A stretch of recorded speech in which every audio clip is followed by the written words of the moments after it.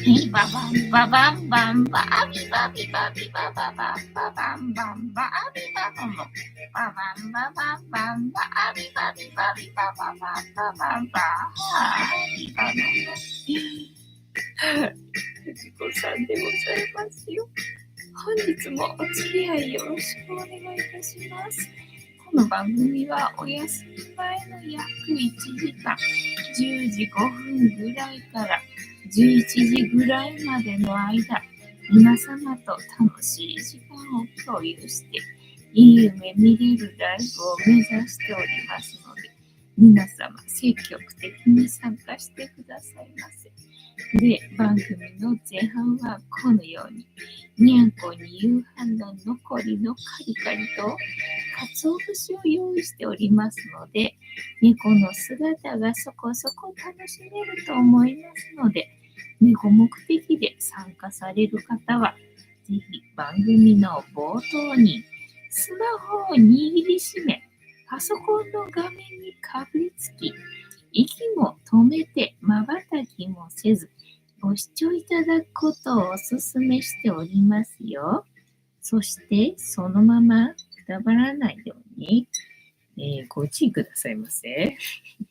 ご注意くださいませ。いろいろとな。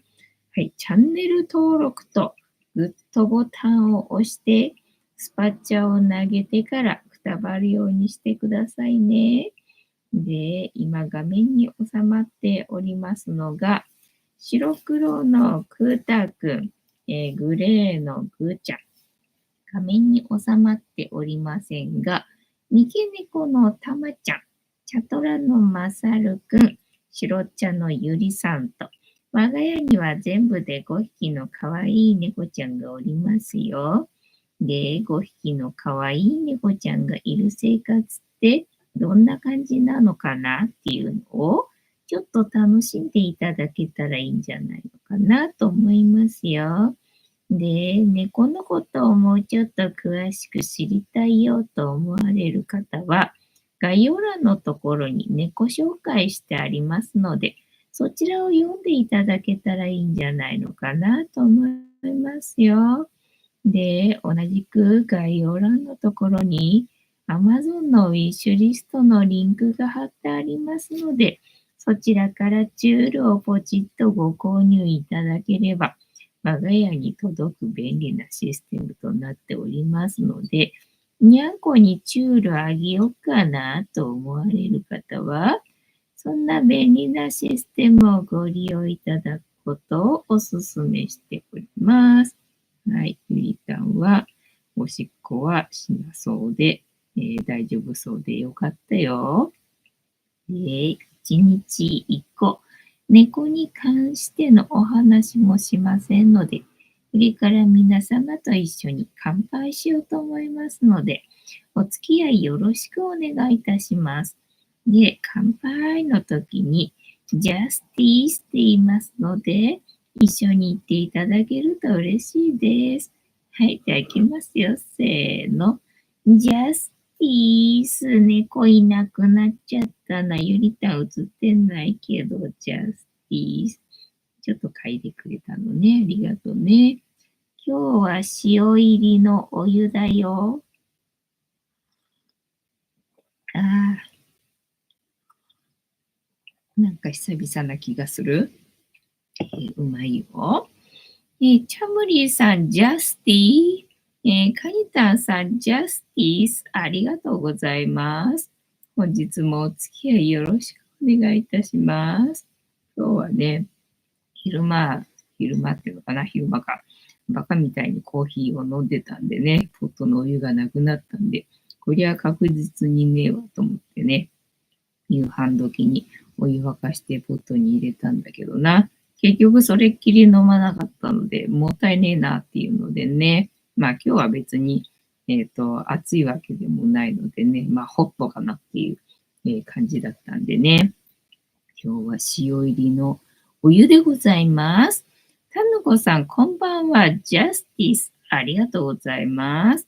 本日もお付き合いよろしくお願いいたします。ぐっちゃんかわいいな。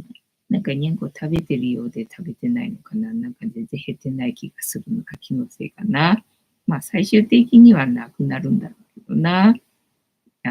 これは昨日、いつ買いに行ったんだったっけ？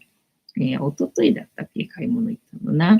時に、クオカードもらったんでね、クオカードを使って、松清に置いてあるカリカリね、まあまあいいかなっていうのをさ、買ってきて、ね、飽きると食べなくなるからと思ってさ、違うのにすればさ、食べるかなと思ってさ。で、違うやつを今日はさ、早速開けてやったいんだけれども、いつものやつの方のが良かったみたいだね。減りがあれっていう感じね。新しく開けたのにあれっていう感じな。はい。で、今日は、金曜日なんだっけね。そう、金曜日で。で、天気予報を見たらさ、なんか曇りで雨が降るわけではなさそうだったんで、洗濯して、外に干してたわけよね。そしたら結構な、土砂降りっていう、まあ土砂降りまではいかないけど、結構な本降りで雨降ってるしよ、多いっていう感じだったな。まあでもその後は、上がってくれたからさ、よかったけど、ね、ずっと降りっぱなしだったら外に干したやつずっと乾かないじゃんみたいな感じになるけど、まあ後半晴れてくれたんでね、まあそのまま外に出しっぱなしで、まあ乾いたかな、みたいなね、感じになってよかったよ。カニタさん、降ったよなね。もうさ、予想さ、変わりすぎでさ、もう予定立ってらんないから。こっちとらさ、あの、なんだっけ、タケノコ狩りに行きたいわけ。タケノコ狩りに行きたいんだけど、いつ行ったらわかんねえよっていうね、感じなのよね。まあ、とりあえず今日は洗濯物が乾いてよかったみたいな。だから本当はもっと洗いたかったんだけど、ただなんかね、怪しいなと思ったんだよね、天気がね。なんか、すっきり晴れなそう。どっちかというと、降りそうな感じするしなと思って。だから今日はね、張り切って洗うのはちょっとやめとこうと。ただね、シーツだけは洗っとかないと間に合わないんでっていうのでね、洗ったんだけどさ。まあ、降られたよねって感じな。カニタさん、傘持ってない人多くてそうだよね。かわいそうだったね。傘持ってないとしっかり濡れるようなね、本降りだったよね。そう、たまたまお客さんが今日は来てたからさ、家にいてさ。でね、まあ、洗濯物は干しっぱなしでいたんだけどさ、なんか音がさ、雨の音がするから、と思って。と思ってさ、まあ、確かになんか暗いから、部屋の中暗いからさ、なんか降っててもおかしくない感じだけど、と思ってさ、外見たらね、なんかしっかりと本降りで雨降ってんだもんよーいっていう感じだったよね。そうで、今日はお客さんいるから、まあそんなに長い時間じゃないからさ、だから長い時間だと逆に諦めてね、外に買い物に行ったりとかするんだけど、まあ今日はそんなに長い時間じゃないから、まあできるだけ家の中にいようと思ったんだけど、なんかね、お腹空いちゃって、もう相変わらずなんだけど、毎日のようによくもまあ私はこんなにお腹が空くようなと。自分で呆れるほどなんだけどさ、お腹が空いちゃって、お腹が空いちゃって、どうしようもなくって、どうしようかなと思ってさ、で、この前、キャンドゥ行った時にさ、一応、甘栗、一袋だけ買ったのよね。あ、そうだ、キャンドゥの甘栗はな、100グラムだったもんなと思って、だから、なんだっけ、ダイソーか。ダイソーの甘栗はね、まあ、味的にはちょっと落ちるんだけど、120グラム入ってるからさ、まあ、120グラム入ってればそこそこ満足できるからね、と思って、だからまあ、甘栗買うなら、ダイあの、ダイソーかなって思ってたんだけど、まあ、キャンドゥで買い物した時にね、まあ、うちに、甘栗の在庫が1個もないから、まあ、1個ぐらい買っとこうかなと思って買っといた甘栗を早速開けてさ、でもやっぱりあれだね、ダイソーの甘栗よりもね、20グラム少ないけど、キャンドゥの甘栗のがやっぱりうまいなって今日思って、だったらキャンドゥでいいかなと思って。ただ今までね、そのキャンドゥでね、甘栗ばっかり、置いてある棚っていうのかな、があったんだよ。カゴがさ、3段ぐらいになってて、それ全部甘栗だったんだけど、一昨日か。一昨日行った時はね、1段だけにしか甘栗がね、乗ってなかったんで、これはやばいぞ。買い占めするならね、買い占めするわけじゃないけどさ、買いだめするんであればね、なくならないうちに買っとかなきゃな、なんて思って、パッと手に取ったんだけど、そっか、100グラムだったもんなと思って、だから、甘栗買うならダイソーかなと思ってね、1個しか買わなかったんだよね。ただ今日食べたらね、結構っていうか、さすがというか、その、えーキャンドゥ、ダイソーの方の 120g の甘栗は、量は入ってんだけどね、割れてる栗でさ、別に割れててもいいんだけど、味もそんなに美味しくないわけよね。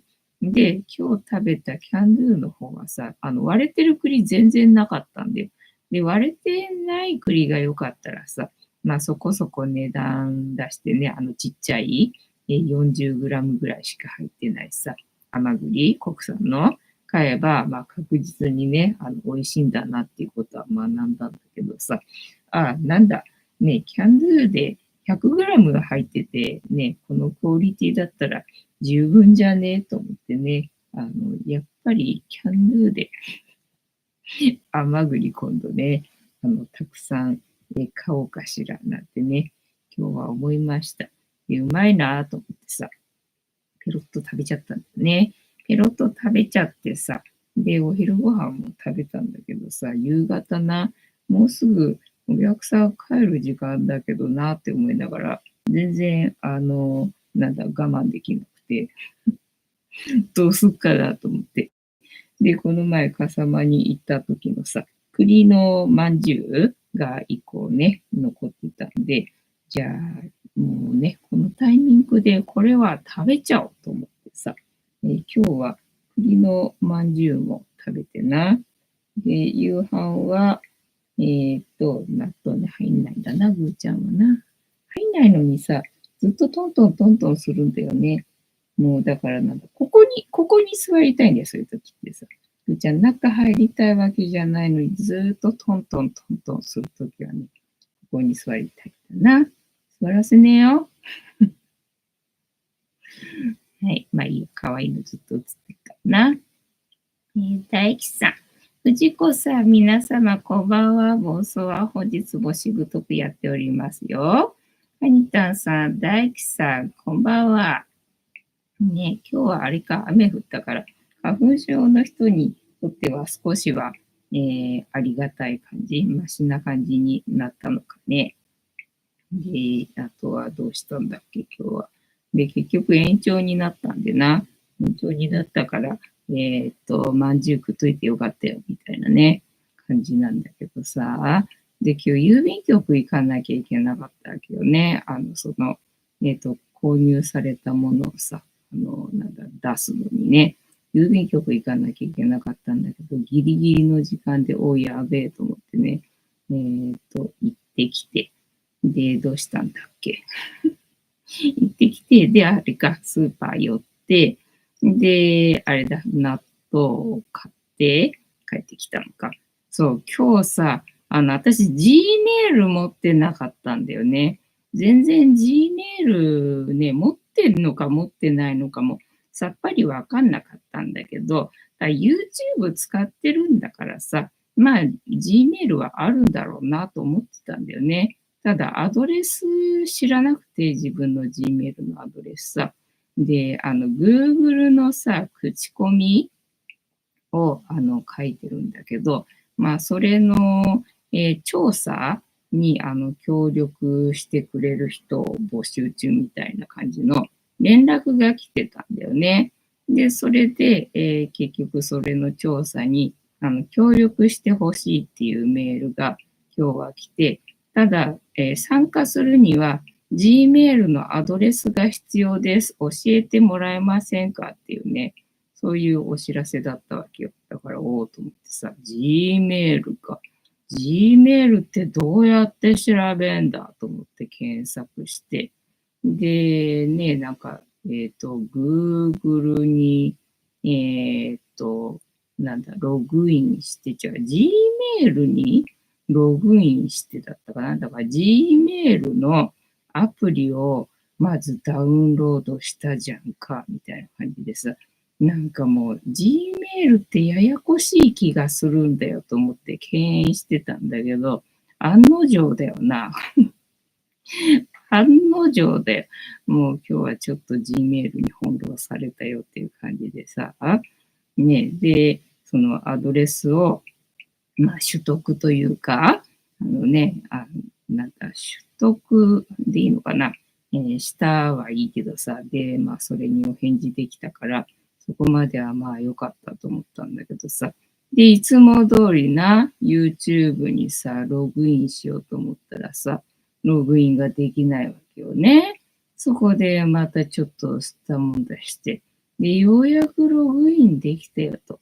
で、これでまたライブの予定がね、ようやく立てられたよと思って。で、安心してたわけね。で、さっきさ、ライブ始めようと思ってさ、ね、いつも通り始めようとしたらさ、またログインが必要ですとかってなってんの。もう、またさっきの吸ったもんだやるの。やるのと思って。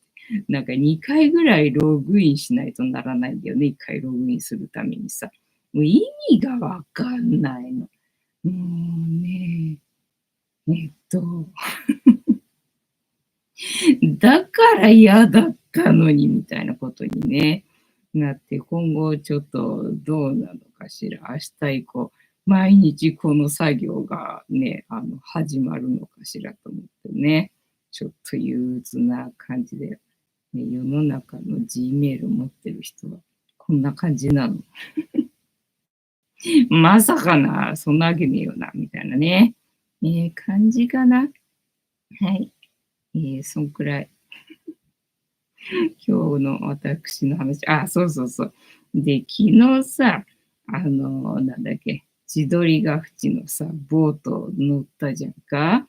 でね、ライブカメラがあるからさ、あれってどこ映してんのかなと思って今日朝見たんだけど、昨日行ったから分かったわけよね。ああ、あそこだ。あれやっぱりあのカメラで撮ってたのかと思って、なんだ、そうかと思って。ってことはよ、私映ってるよね。私映ってるよねと思って。ただ、ライブカメラね、時間が今何時みたいのがさ、わかんないわけよ。わかればまだ探しやすいんだけど、わかんなくて、で、ライブ映像もさ、何時から始まるかがね、わかんないわけよね。だからまださ、ライブ映像を何時から撮影し始めてるかわかれば、そこから計算してね、何時間後ぐらいだなっていうのがわかるから、この辺だなっていうのをさ、探せばいいんだけど、大概朝起きるともうさ、ライブ映像って始まってるし、で、夜もライブ映像やってるしさ、と思って。で、なんか、ほぼ12時間撮影してるみたいなんだよね。12時間って、何時から何時なんだこれっていうのがわかんなくて、ね、結構夜もさ、遅い時間までやってるし、朝起きるともうやってるし、何時だっていうのが全然見当つかなくて、で、あとさ、日の光の様子でね、あ、昼間だな、夜だなっていうのがさ、だいたいわかればいいんだけど、昨日曇りだったからさ、ほぼ一定の光なわけよ。だからさ、全然わかんなくて、どこだと思って。で、ほら、長いからさ、もうちょっと進めるだけでさ、全然映像変わっちゃうわけよね。だから、うわ、これは探せないかなと思って。で、諦めモードだったんだけど、いや、でも昨日自分の撮影さ、ほぼ絵が変わらないからさ、全体でね、どの辺にいるとかっていうのがさ、分かった方のが、面白そうなんだけどな、なんとか探せないかなと思って、執念で。で、なんか調べてみたんだよね。何時からやってんのかなと思って。そしたら何時からやってるっていう情報は分からなかったんだけど、なんか24時間保存され保存されてますみたいに書かれてる文章があって、24時間かんかと思って、じゃあ24時間したら消されてしまうんでは、その前に見つけ出さないとダメだと思って、朝だったかな、必死こいてね、必死こいてね、探したんだよね。そしたらね、あったんだよ。いたーと思って。いたよと思って、赤いボートなんだよなと思って探してたわけ。赤いボートなんだけど、ここにはいないな。赤いボートはここにはいないな。で、赤いボートいたと思っても、もうほんと見事にね、一人で乗ってる人いないね。みんな、みんな二人で乗ってるよ。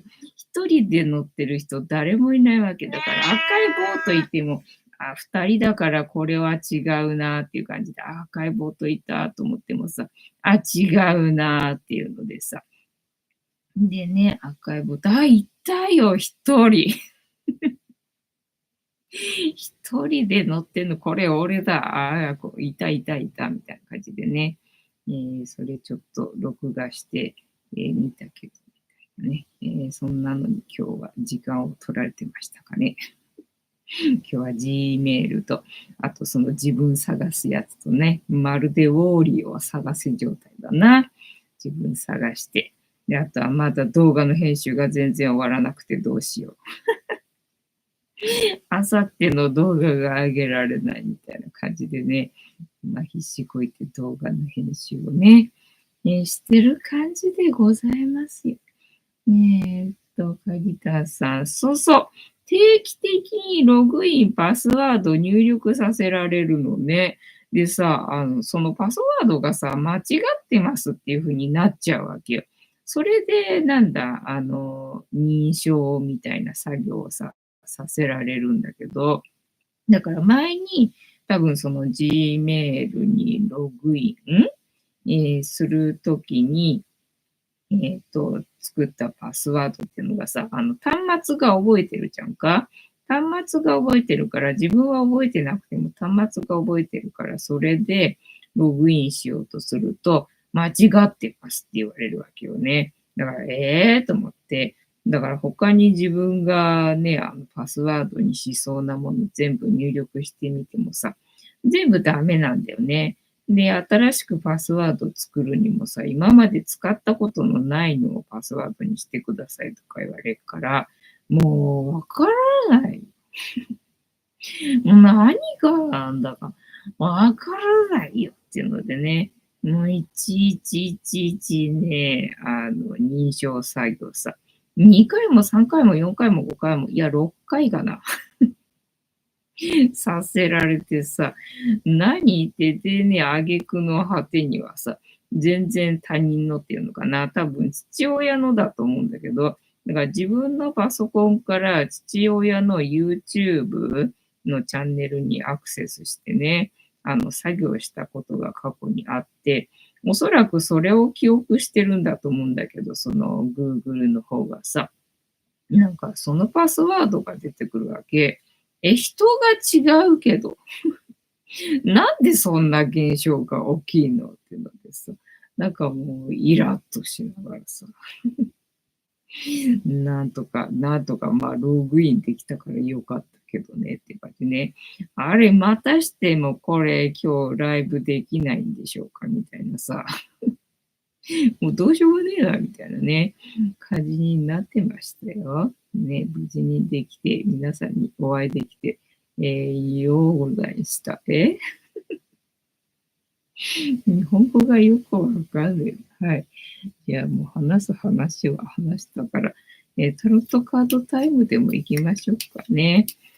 本日もタロットカードタイムでございますので、78枚の中から1枚引きまして、今の私たちに必要なメッセージいただこうと思います。で、このシャッフルは皆様のストップの掛け声で止まりますので、ご協力よろしくお願いいたします。はい。で、今日来たお客さんはね、予約の時は、なんか3名で、なんか交流会をしますみたいな感じだったからね。だからいつもの撮影する人たちではないんだなと思っていたんだけど、なんかね、荷物多いんですけどいいですかみたいな感じでさ、まず来た時にさ、すごい荷物の搬入から始まったわけよね。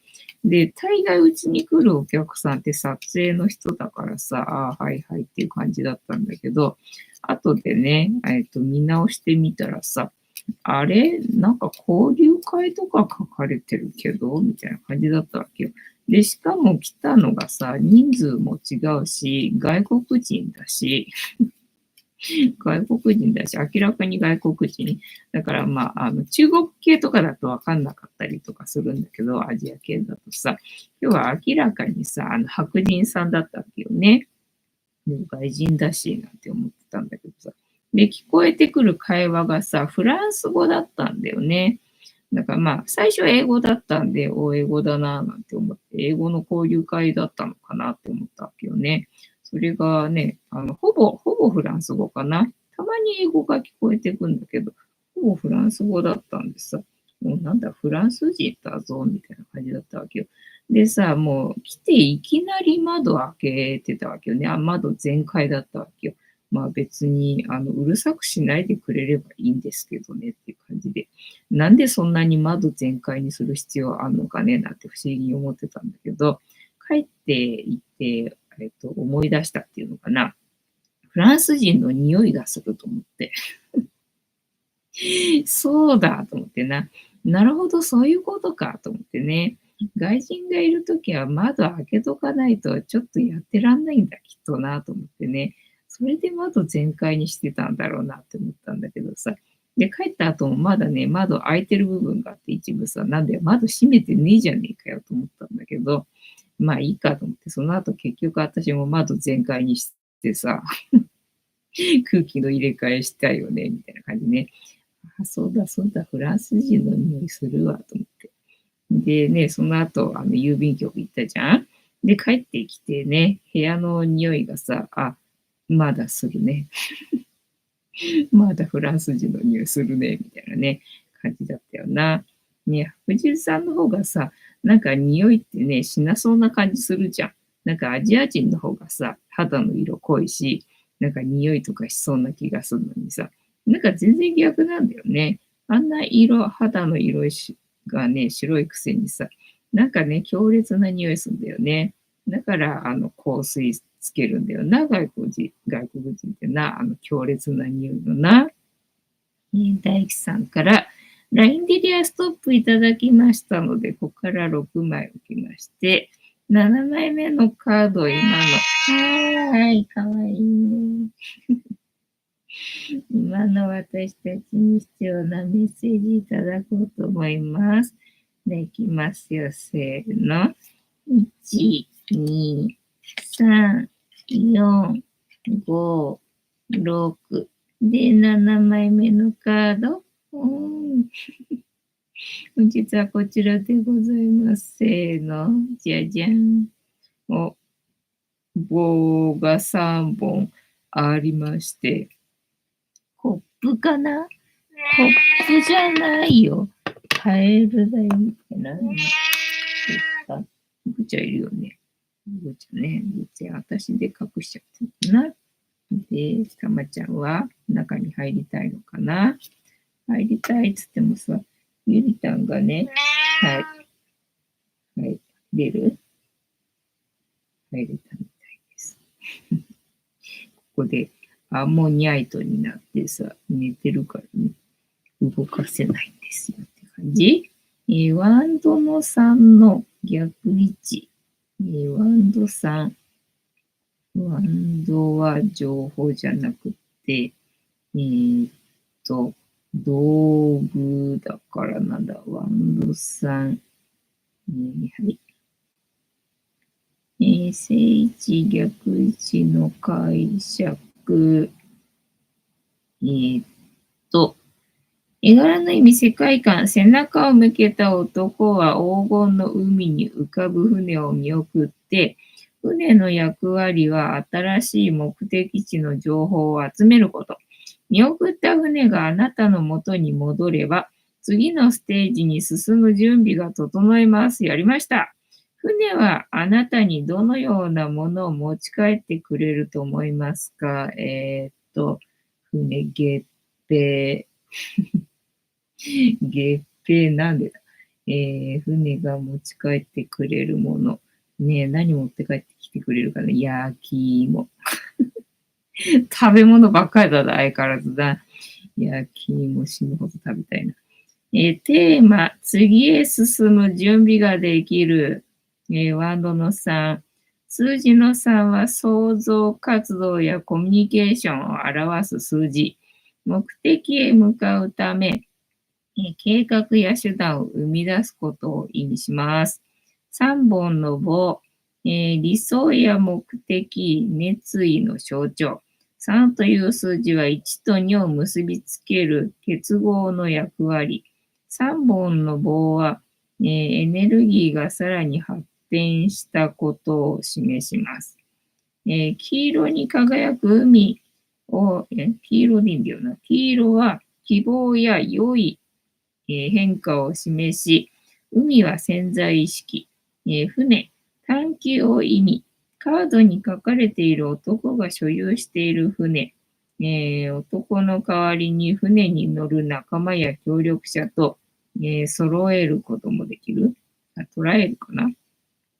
背中を向けて立つ男、自分の船に指示を出し、送り出している。新しい世界の探求や情報収集、リーダーシップ、海の向こうの大地、新しい目的地、未来を示します。物語、は、長いな。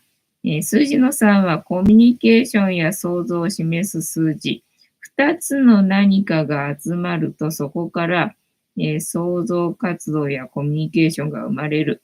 男と女の間から子供が生まれるというのも3が表す特徴。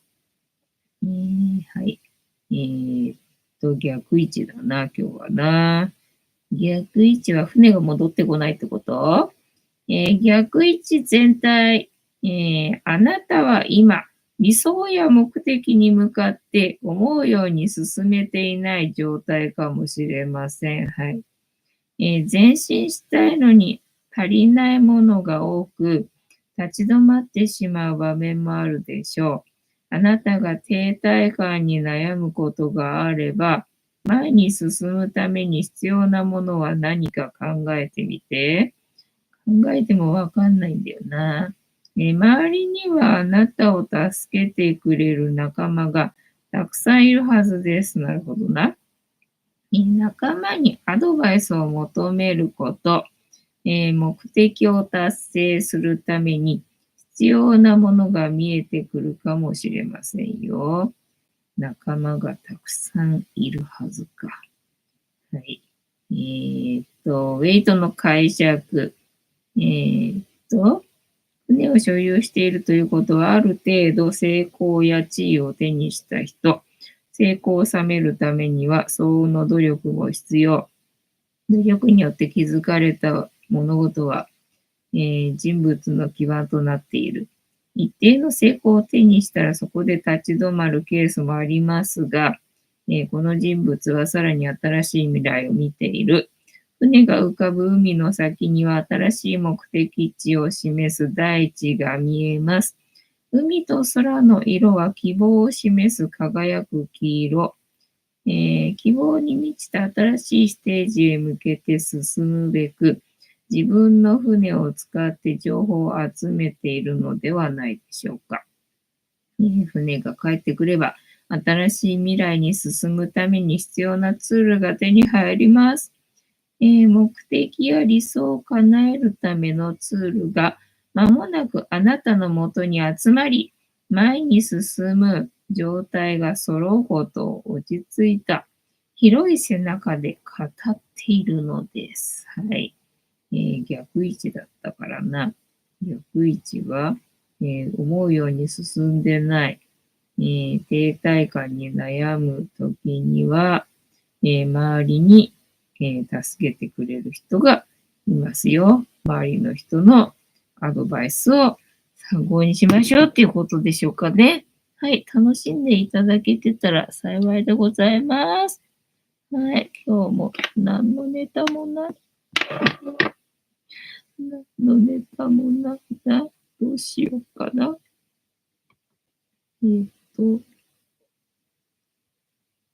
ヤフー、天気予報、今のところはね、また天気の予報が変わって、16日だけが雨になったな。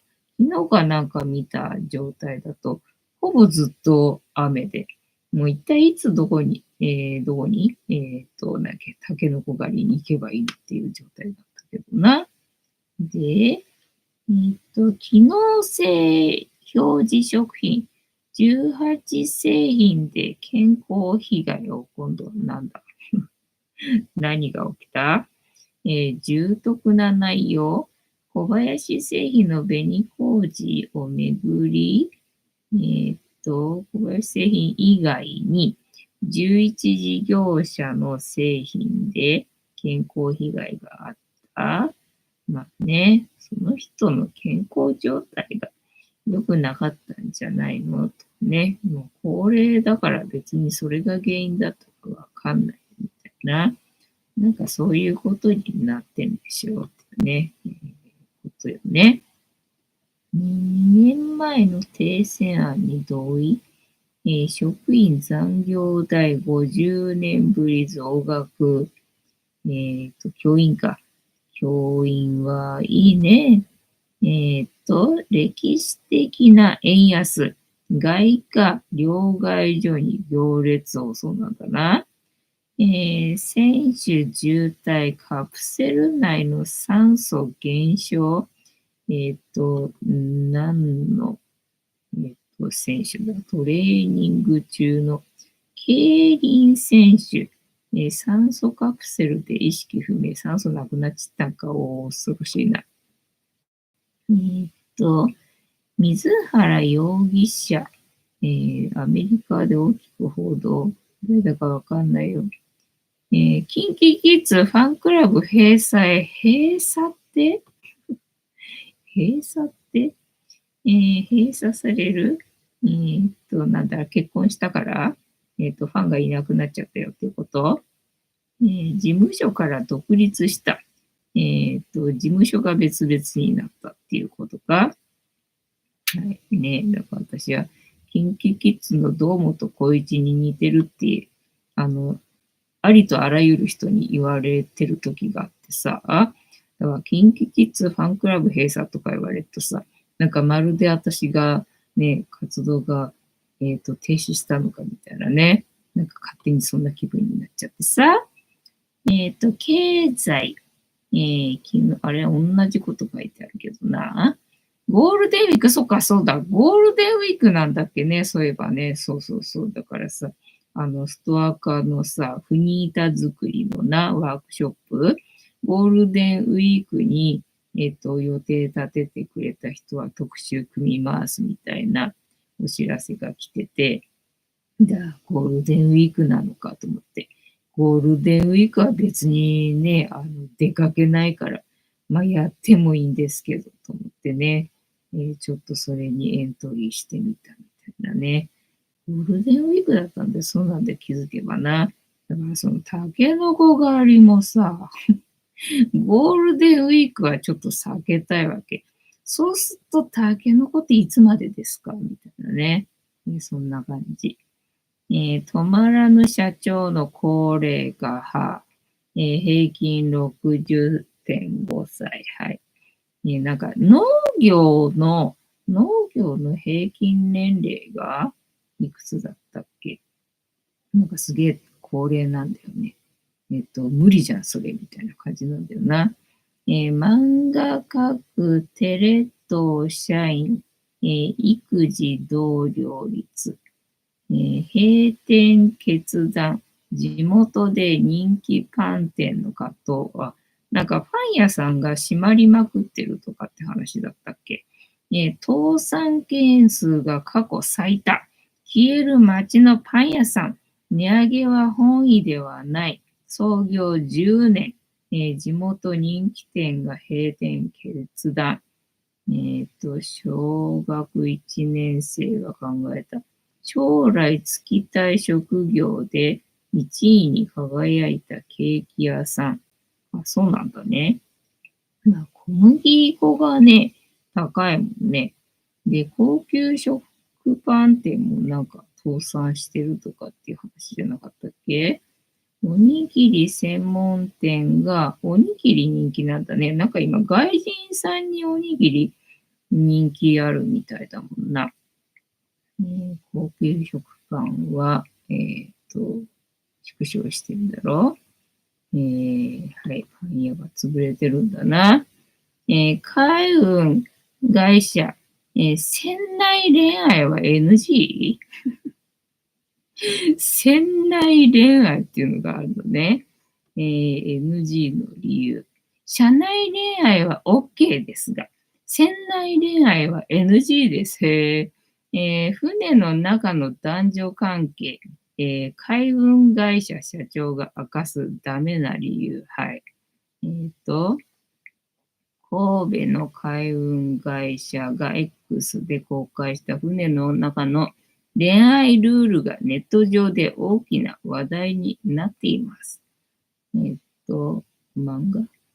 ユーザーからの質問。船内恋愛ってどうなんですかに対し、同社の回答は、当社では社内恋愛は OK ですが、船内恋愛は NG です。付き合うことになったら会社に連絡する。以降は別々の船に乗る、ことになります。その場合は、長期休暇のタイミングは一緒になるよう調整します。というもの。はい。船内恋愛 NG の理由は、3ヶ月海の上で共同生活、平均3ヶ月乗車し、1ヶ月、休暇、あ、そうか、だからマグロ船に乗るっていうのはなんか地獄的な感じで、なんか言われるんだっけ。3ヶ月乗りっぱなしってことなのか。乗組員は88人、うち4人女性。船は6艘所有。磯あたり11人。トレーニング中の船員さんを含めると、1艘12、3人。船内恋愛がダメな理由。国内の石油を、輸送してますが、3ヶ月船の上で過ごす。男性の組合員は、恋人や家族と離れて乗車してる人も多く、そんな中で、船内で、男女の仲になられたらたまらないという意見もあり、船内の男女交際は禁止としています。要は嫉妬だね。はい、私と一緒だ。暇さえあればみんな嫉妬してるんだな。はい。エンタメ。キンキキッズファンクラブ閉鎖。TOKIO ってまだ行ったのか。永瀬はなんか芸能界辞めてるんだよな。新会社とエージェント契約。あとはね、わかんない。何が書いてあるんだか。全然わかんない。チャムリーさん。タケノコ掘りの旬は3月初旬から5月中旬。じゃあ5月になっても大丈夫ってことかな。ただほら、ゴールデンウィークがさ、5月のさ、中旬あたりぐらいになってくるじゃんか。まあだからゴールデンウィークが終わってからすぐっていうことでしかないけど、だからその時に天気がいいことを祈るしかねえな、みたいな感じだな。あとはさ、あれよ、なんだっけ。はい。潮干狩りか。潮干狩りな。潮干狩りも行きたいんだけど、だから潮干狩りも同じぐらいにさ、被るんだろうみたいなのがあってな。で、ほら、時期だと有料だったりするからさ、時期を微妙に外したいんだけど、微妙に外したいんだけど、ただ取れなきゃつまんないしねっていうのでさ、あんまり大幅には外したくないんだけどさっていうね。そんな感じでございます。あけぼのさん死去。そうなんだ。電光石火の K1 転身。あ、そうなのか。あけぼのさんだったっけ。口説いたアポなし突撃を課す。健康ダメ元で切り出したら。大相撲の64代横綱、あけぼのさんが、チャド・ローウェンっていう名前だったんだ。心不全、また心不全かな。心不全流行ってるな。はい、ワクチン打っちゃったんだね。で、FC 東京が警察と連携。はい。なんかね、岸田首相な、もう帰ってこないでほしいよね。はい、さよならっていう感じ。ね、国際、ウクライナ限界へ懸念高まる。なんかね、戦争が6月に終わる予定なんだったっけ。もうね、惨敗っていう結果で、なんか6月に終わる予定らしいな。だからその後ね、日本が大量にね、赤字をさ、抱えるからね、もうどうなるんでしょうかね。はい。イランがイスラエル攻撃。台湾地震翌日に鉄道再開できた。素晴らしいじゃないか。台湾なくなっちゃうらしいからな。帝国の慰安婦著者に、逆転無罪。ミャンマーで戦闘激化。水原容疑者水原容疑者って何なのか水原容疑者。あれか。なんだっけ。大谷選手の通訳の人とかっていう話だったっけが、アメリカで大きく報道。そうなんだ。アメリカではそんなに報道されてないとかっていう話だったけどな。X ツイートまとめ。1秒動画。1秒動画って X 石鹸1秒動画。インプレ向上に効果はあるか。フォロワー数34万人超えのアカウントで検証。羨ましいな。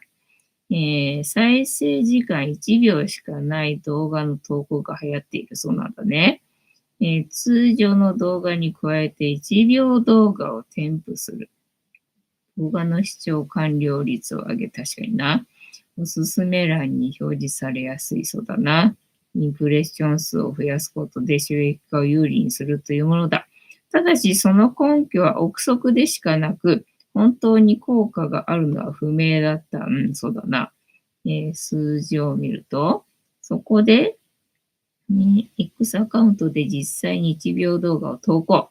1秒動画を添えないものと比較し、インプレッションが効果あるか、検証した。結論から言うと、今回の検証でインプレッションは本当に向上したなんていうことだ。アカウントで検証。48時間のインプレッション数を確認したところ、通常16,000、1秒動画は32,000。同じ内容にもかかわらず、1秒の方が倍近いインプレッション。で、今回の結果を見るに、1秒動画はインプレッション向上に、効果がある。ただ、突然の仕様変更が相次ぐ X なので、ずっと使えるテクニックではない可能性。それに X ユーザーからは、投稿が見にくくなると、1秒動画を嫌う声も見られるそうなんだ。目先の数字は超えるかもしれないが、長期的に数字を稼げるかどうかは何とも言えない。なるほどね。1秒動画思いつかないな。何をすればいいの？変顔とかね、タケノコを掘ったところとかね、そんな感じ。アサリ取ったところみたいな、感じ。思いつかないんだよ、最近ね。だから猫の動画も全然上げてないな。上げてないなと思いつつさ。で、これ真似できるかなっていう動画撮ろうかと思うとさ、逃げんだよな。もうほんとね、カメラ向けるとうちの子はまあ逃げちゃうんでね。なかなか撮影できないね。はい。科学22年度国内の温室ガス、過去最多、なんかね、人間にもな、呼吸税だっけなんか取るみたいな感じだったっけ忘れたけど。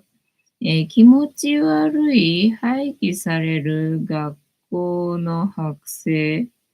学校の剥製。気持ち悪いし汚いから。廃棄される学校の剥製、理科室の開かずの扉にしまわれたまま、博物館にない貴重な資料も。そうなんだな。今も謎、中学校に鳥の巣、130個以上報。常に赤い傷だらけ。